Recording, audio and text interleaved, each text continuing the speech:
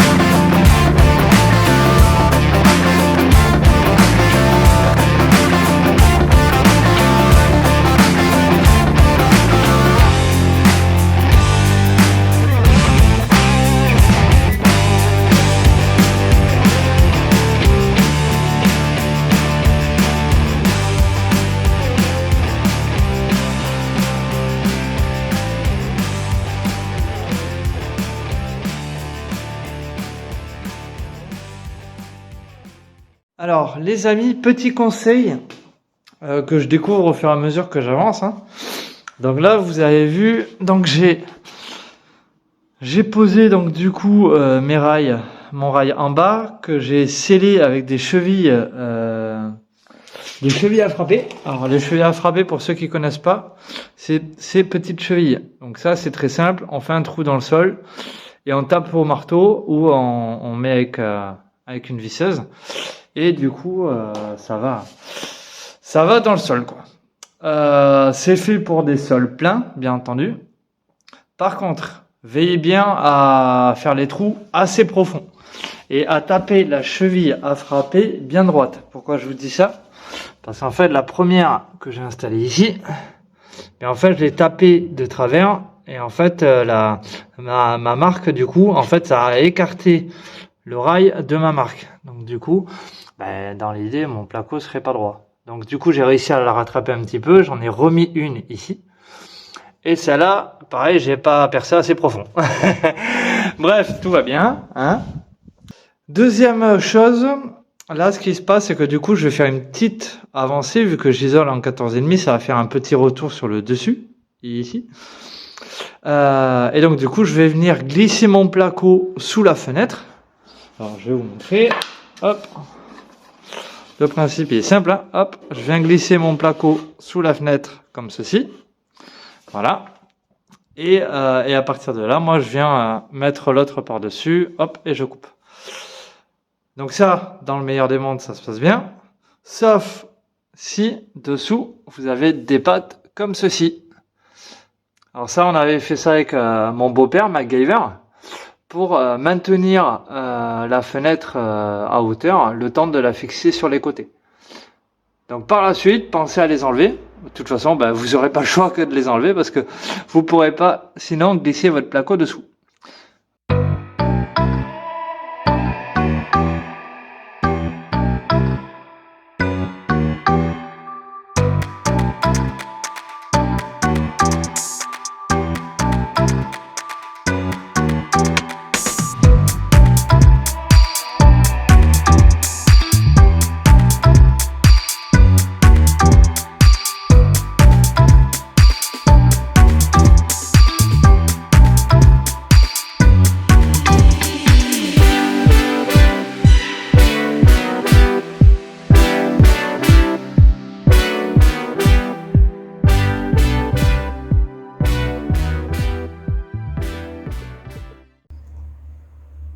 Petite vidéo explicative une nouvelle fois les amis. Donc comme vous avez vu, du coup j'ai fini de mettre mon isolant dans mes rails. Ce qui est bien avec le coton, alors la laine de roche ou laine de verre, voilà, c'est que du coup on peut le manipuler avec les mains, tout ce qui est laine de coton. Donc ça c'est très bien. Comme du coup on peut utiliser avec les mains, et en fait je me fais une petite rainure comme ça, vous voyez. Hop. Et ce qui est bien avec la laine de coton, c'est que c'est super simple à déchirer, quoi. Ça va super vite. Donc du coup, hop, je fais ça sur toute ma largeur. Enfin, toute ma hauteur, pardon. Hop, hop, hop, hop, hop, hop. Voilà, aussi simple que ça. Et en fait, du coup, là, j'ai juste à écarter mon petit trou que j'ai fait et à rentrer du coup la rainure dans le plafond. Tac. Et voilà.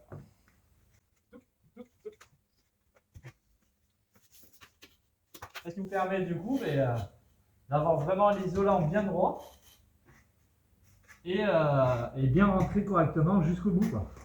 Parce que sinon effectivement ça aurait tendance à faire des bosses et avoir des espaces d'air. Alors que là vous voyez, hop. Alors bon, moi j'ai pas de chance, le mur derrière il n'est pas droit. Donc du coup il y a des espaces. Mais en général, du coup, voilà, vous voyez, c'est bien rempli jusqu'au bout. Voilà, c'était une fois de plus la petite minute tuto. À force, on trouve des astuces, à force de regarder aussi toutes les chaînes YouTube parce que nous on a la nôtre, mais avant d'avoir la nôtre, on en a regardé à foison comme vous tous. Et donc ça donne voilà plein d'idées, plein d'astuces pour gagner du temps, pour gagner pour gagner en temps et en utilité, quoi. Donc là, maintenant vous saurez comment faire pour tous ceux qui utilisent de la laine de coton. Et voilà, et maintenant je vais me découper les plaques tranquillement, que je vais pas sceller. Pourquoi? Parce que avec les laines de coton comme ça, hop, on met un petit pare-vapeur avant. C'est pour ça d'ailleurs que l'autre, vous avez vu, il n'y a pas de vis, c'est juste posé comme ça. Parce qu'on n'a pas reçu la commande point P avec les pare-vapeurs. Là, on fait juste avec les chutes qu'on avait achetées à un particulier qui en avait en trop. Mais du coup, ça tombe bien parce que ça nous permet de nous avancer pendant, en attendant que point P nous livre toute la marchandise.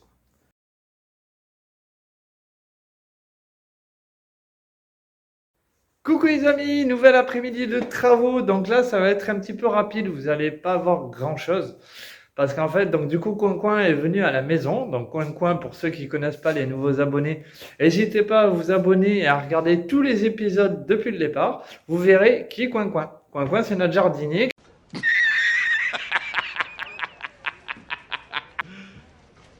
C'est un ami qui nous aide à s'occuper de tout le jardin. Il a fait tout l'extérieur, il a tout déboisé, tout nettoyé.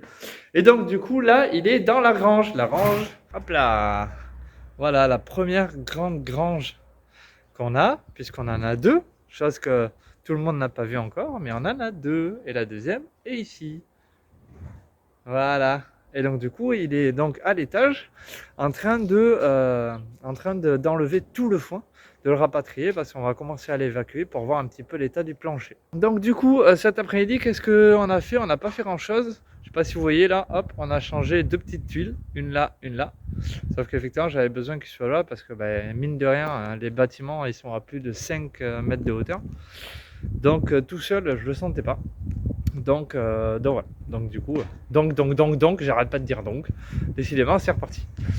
Ensuite, on est en train de réfléchir pour les plafonds. Donc les plafonds, hop, j'ai fait ma petite installation là. Et donc du coup, les plafonds, ce qui se passe, c'est qu'on voulait faire en plafond autoporté. Pourquoi? Parce que c'est celui que je maîtrise le mieux. Et donc je voulais jouer à la facilité. Le problème, c'est qu'en fait, étant donné qu'on veut aligner le plafond avec du coup les impostes, ce qui se passe, c'est que du coup, en fait, on passe pas avec les rails ici. On passe en dessous et donc du coup, le plafond serait plus bas. Donc pas le choix. Et on va être obligé de faire un plafond suspendu pour partout. pour partout. Bon, c'est bien parce que du coup, on gagne quand même un petit peu de hauteur et on verra un peu plus les poutres. Parce que la différence, c'est que si on avait fait en autoportant, du coup, ben, ça serait descendu et les petites ici et l'autre qu'il y a là, qui sont plus petites, on les aurait même quasiment pas vues. Donc, ça...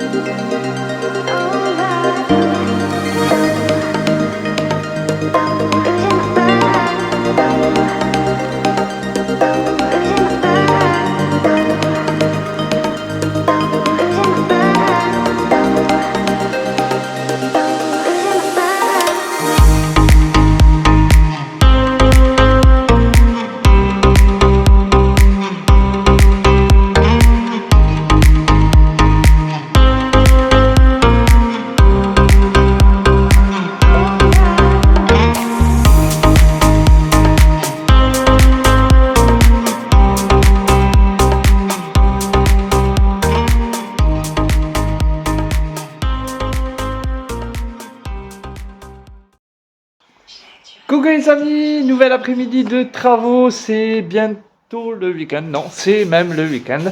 Et je suis en présence de la super, la plus belle et la magnifique Nini. Donc c'est Nini qui va travailler cet après-midi. Alors oui, je sais ce que vous allez dire, quand c'est que je travaille, parce que sur la vidéo on voit que Nini, nanani, nanana. Mais je vous rassure, hein, je travaille aussi un peu. Non, moi je suis en train de faire le montage vidéo. Et oui, parce que ça prend du temps, ça prend des après-midi entières. Et donc si vous voulez la vidéo dimanche, il faut bien que quelqu'un le fasse. Donc pendant ce temps-là, Nini elle avance. Donc là, elle va s'occuper des radiateurs. Donc du coup, vous voyez, elle s'est fait son petit espace de travail. Pour information, nous sommes dans l'atelier. C'est vrai que vous n'avez jamais vu l'atelier. Donc voilà notre petit atelier, qui nous permet de travailler dans les meilleures conditions et de pouvoir vous proposer de magnifiques choses. Et donc voilà, donc là, vous voyez, elle est en train de finir de brosser les dernières parties des radiateurs. Ensuite, nous avons acheté de l'anti-rouille hier. De l'anti-rouille qu'on va mettre du coup sur les radiateurs, forcément. J'invente rien. Donc l'anti-rouille, c'est du Rustol qu'on a acheté à Castorama. Voilà, bon, après, que dire de plus, rien de particulier, juste qu'il est incolore et qu'il accroche forcément à la rouille, du coup. Jusqu'à 60 degrés. Oui, à utiliser, voilà, celui-là, ce qui est important, c'est que du coup, il est utilisable jusqu'à 60 degrés, donc il n'y a aucun risque pour les radiateurs, vous pouvez y aller sans problème. Donc là, la première étape, ça va être ça va être du coup cet après-midi, elle va passer l'anti-rouille sur tous les radiateurs, on va faire sécher ça. Et demain, on remettra peut-être avoir une deuxième couche. Si auquel cas il n'y en a pas besoin, on passera directement à la peinture. Donc on a pris une peinture blanche.